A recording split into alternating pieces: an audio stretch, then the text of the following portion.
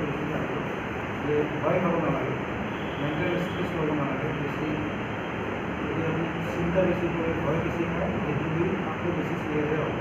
কাৰণ হৃদৰোগৰ চিকিৎসা আছে, তাতকৈ ডাঙৰ কথা হ'ল হৃদৰোগ প্ৰতিৰোধ কৰিব পাৰি। বৰ্তমান যুগত যিটো হৃদৰোগ হৈ আছে, কৰোণাৰ হাৰ্ট এটাক, সেইটো প্ৰতিৰোধ কৰাৰ একমাত্ৰ উপায় হ'ল আমি জীৱনশৈলী অলপ পৰিৱৰ্তন কৰিব লাগিব।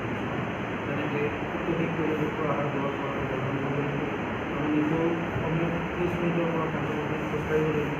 আমাৰ ৰক্তচাপ মাজে মাজে পৰীক্ষা কৰি চাব লাগিব। কিছুমানে ভৰি কিছুমান মাহে লাষ্ট ডেট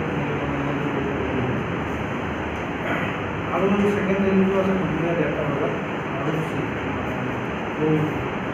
যিবিলাক তাৰ পৰা কিতাপৰ কেইটামান ছাত্ৰ যিহেতু আমাৰ মোটামুটি আৰু কেইটামান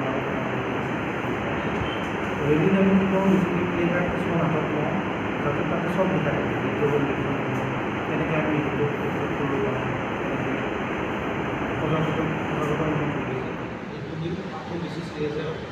কাৰণ হৃদৰোগৰ চিকিৎসা আছে, তাতকৈ ডাঙৰ কথা হ'ল হৃদৰোগ প্ৰতিৰোধ কৰিব পাৰি। বৰ্তমান যুগত যিটো হৃদৰোগ হৈ আছে, কৰোণা বা হাৰ্ট এটাক, সেইটো প্ৰতিৰোধ কৰাৰ একমাত্ৰ উপায় হ'ল আমি জীৱনশৈলী পৰিৱৰ্তন কৰিব লাগিব। যেনেকৈ অত্যাধিক তৈলযুক্ত আহাৰ গ্ৰহণ কৰাটো বন্ধ কৰিব লাগিব। আমি নিজেও কমেও 30 মিনিটৰ পৰা 15 মিনিট খোজকাঢ়িব লাগিব। আমাৰ ৰক্তচাপ মাজে মাজে পৰীক্ষা কৰি চাব লাগিব, যদি ব্লাড প্ৰেছাৰ হাই থাকে গ্ৰহণ কৰিব লাগিব। যদি ডায়েবেটিছ আছে, ডায়েবেটিছটো ঠিকমতে কণ্ট্ৰল কৰিব লাগিব। স্কুল চেক কৰিব লাগিব 20 বছৰ হোৱাৰ পিছত। আৰু সৰু ল'ৰা ছোৱালী যিবোৰ স্কুল কলেজত যায়, সেইবোৰে আমাৰ ভৱিষ্যতৰ নাগৰিক। সিহঁতকো আমি হেল্থ এডুকেশ্যন দিব লাগে, জনাব লাগে যে কি কি খাদ্য খালে ভাল, কি খাদ্যাভ্যাস, কি শৰীৰ চৰ্চা কৰিলে ভাল, কি কি ব্যায়াম কৰিব লাগে, সেইখিনি আমাৰ মেছেজ।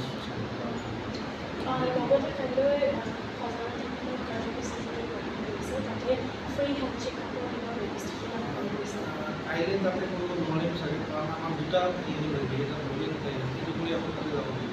গতিকে ফ্ৰী হেল্থ চেকআপ আমি প্ৰত্যেক মাহতে প্ৰথম সপ্তাহত কৰোঁ। ফাৰ্ষ্ট ছেটাৰডে বিভিন্ন জিলাত, কাৰণ গুৱাহাটীত ইমান ফ্ৰী চেকআপ কৰি লাভ নাই। গুৱাহাটীৰ মানুহখিনি অলৰেডি বহুত হস্পিটেল আছে চাৰিওফালে।